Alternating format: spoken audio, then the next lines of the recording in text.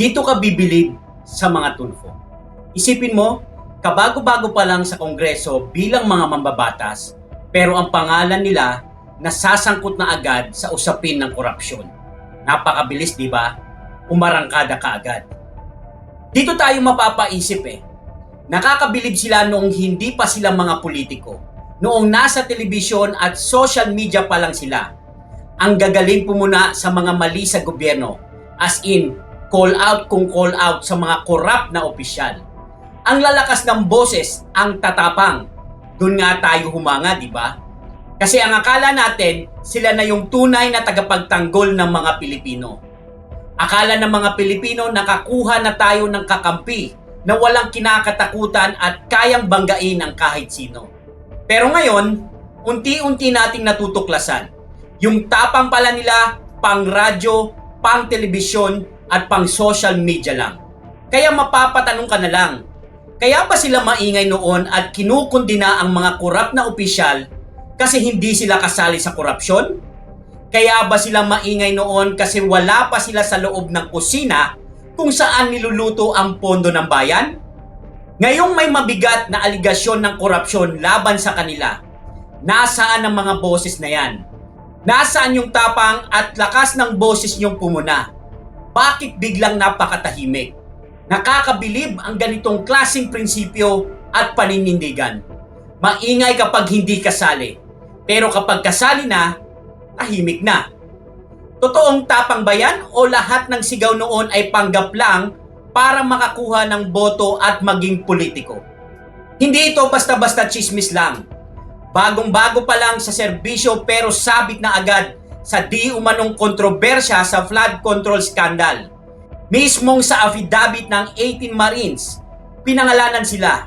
May aligasyon na may 6 na maleta. Isipin nyo, 6 na maleta ang di umanong binigay at iniabot kay Erwin Tulfo. Hindi lang isa, hindi lang 2 maleta, kundi 6. At galing mismo sa testimonya sa mga hanay ng militar na handang sumumpa para sa katotohanan.